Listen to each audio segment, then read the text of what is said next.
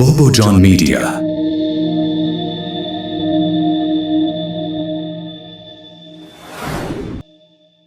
تقدیم میکند. سلام علیکم برادرای عزیز. خیلی دیدین ما با خونه امی اپا اومدیم. این امی خونه رو شناختیم برادرو. انا امی نزدیک خطی ویدیو کردیم. ما همه شما برادرو میندارم که خیلی دیدین 110,000 پراسموتر گرفت. بعضی پراسموتر میگم نمیفهمن، یعنی که 110,000 آدم تماشا کرده برادرو. بعضی آدم فکر میکنه 110,000 سامان جمع شده. ما وقتی پراسموتر میگم بعضی آدم نمیفهمه. انا 110,000 آدم بگیم تماشاش کرده. اوز میگیم که چند قسم بگیم که جمع شده امی اپا.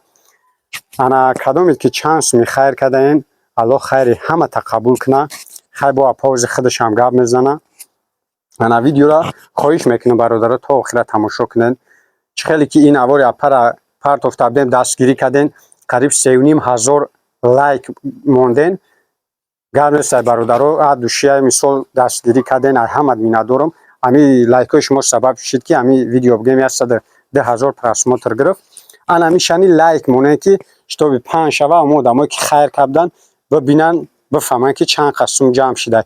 اکی چیز واجنه که باید ما بگم تونه ای اپا مثال مینداری خچه برای شما را برسونه.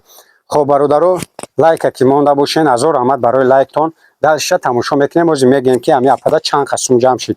کو اپا بریم اونور نشان شونتیم. باز اپا خودش هم گپ میزنه برادرو. برن که تخنکه درن دبریم باز گپ میزنه.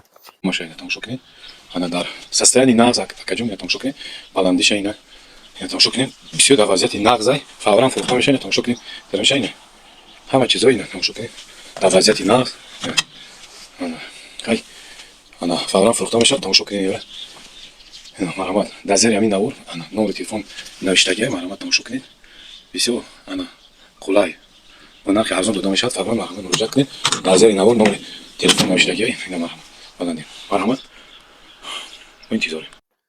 Bismillahirrahmanirrahim.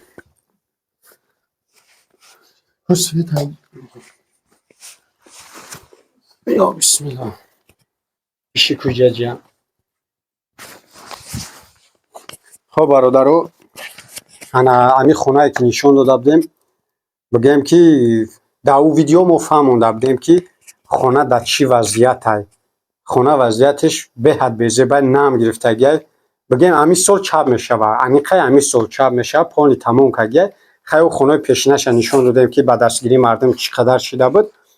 انا خلاص برادرو که ما در همه نوارم در میگم که ما همی قوده میشید که نوار میکنم برادرو قانونی بگیریم باید ما برم کارتای را زبورش وقتی محکم کردن ده کارتای را پانی محکم کنیم دیگه شد مردم وقتی میپرچن نشوه پانی محکم لیکن من یگان تشنه میکنم من همه نوارم در میگم برای که اپا سراونو احتیاجمند بخوای نخوای این در یک ما بگیم بای نمیشه که کارتش محکم کنیم.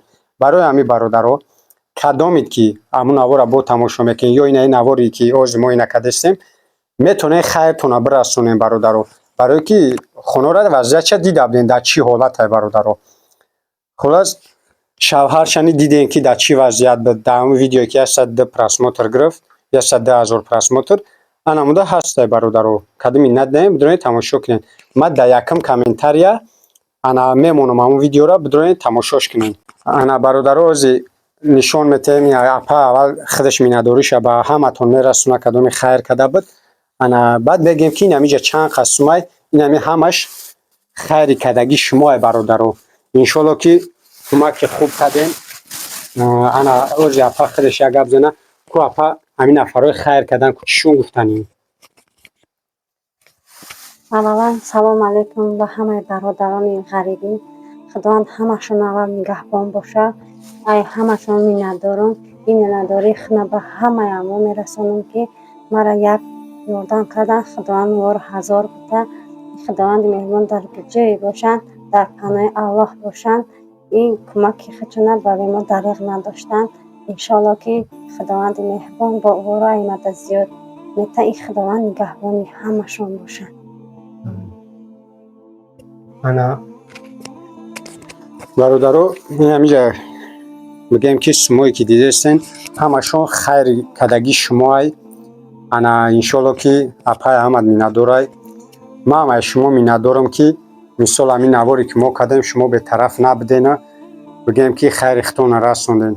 اولش که امو وقتی هر یک بلاگر که ویدیو میکنه بگیم که اولین درجه آدم خیر میکردی اول امو را باور میکنه امو آدم اول بعد در آدمی که ویدیوش کردی یاردم میکنه. مثال امو آدمایی که پادپیس که ما هن اگر ما در باور نداشته باشن هیچ وقت خیر نمیکنه که کدامی که اول پادپیس که ما بود میدونه که ما مثال چخیل کار میکنیم چخیل نوار میکنیم همش میدونن. ما همه میندارم که ما در باور دارین هر یک آدمی که ما دستگیریش میکنیم شما باشین انا بگم که در باری ما راست نه یاردم میکنین. خداوند خیر همه تقبل کنه. انا همینجا چند سوم بود آبشی اپا؟ همینجا آبشی 9116 سامان. انا بعد جمشید دوشنبه سیتی با فایز گرفت. دوشنبه سیتی ما فایز گرفته 50 سامان فایز ما نگرفت. انا برادرای خیلی که انا میتونست که همین اپا تا اومدن مرا سوما بگیره نه که همین اپا خودش مرا من گفتم اپا ما باور دارم مثال ای اپا مرا میفهمم مثال ما ای دا چی میگن ما باید که چند سوم بدن شما یک جا بگیریم نه ما توقع بگیرم نه ای توقع مثال باید که ما در مردم بگم که نمی خشیدگی ای را خطون میدونیم برادرو. همین اپا ما گفتم خودش بگیره نه که مرا گفت که نه بیا یک جا بریم هر دومون بگیریمش مثال. اینا ما اومدم یک جا رفتیم گرفتیمش برادرها چندی بود خب فایز گرفتن بگیم فایز ارزان چی کردن گرفتم.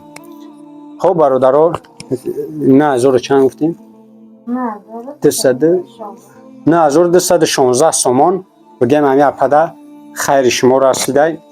انا با میگم که کارتش پانی محکم نیست برادر جانو کدامید که نوار اینا نو تماشا کردین اون نوارش ندیدین ما سیلکش در یکم کامنتاری میمونم بدون اون نوارش هم تماشا کنین لایک مونه دستگیری کنین میتونین انا می نوارانی خواهش میکنم لایک مونه دستگیری کنین که با مودمای خیرکردی ببینه که خیرکردیشون به همین اپر رسیده. هزار رحمت برای دستگیریتون برای لایک برای بگیم پدلیت کردن بعد دیگه دوستاتون روی کردن ویدیو ما همه میندارم. خب اپا همین آخری ویدیو در یاد دواشون بته بعد ما هم پناه به خدا کنیم. خداوند مهربان کریم پروردگار همین آدمایی که دما خیر کردن دلشون به ما سوخته خدای مهربان در جایی باشن خداوند مهربان نگهبانشان باشه این خیر کردگیشون به درگاه الله قبول بگردانه خداوند مهربان عهد کم نبینن در جایی باشن خداوند یار و مددگارشون باشن. خب برادر جانا خیلی من با گفتنیم که در جای هستین خداوند همه تا نگهبان باشه با همه یا برگه همه تا میگم که از زمین تا آسمان همه شما می ندارم. هزار رحمت که همین خنفرایی که ما ویدیو میکنم دستگیریش میکنین خداوند در کجای هستین ساق سلامت اگر برین همین وطن عزیز مونین انا خداوند ساق سلامت به همین وطن بیاره برسونتون با کیسه پر بلوای پری تبسم و پیش پدر مادر زن فرزندتون بگردونه بیارتون. در هر جای هستین خداوند نگهبانتون برادر جانو. همین کمبغلیش هم یک نعمت خداوند ای دوستانی عزیز. ما مردمی کمبغل ای چهار طرف خونمون اخرانیک نداریم. همین یک سگ داریم بفورش میجکن نفورش ما را مجبورش هم خدا نمیتونیم که بجک.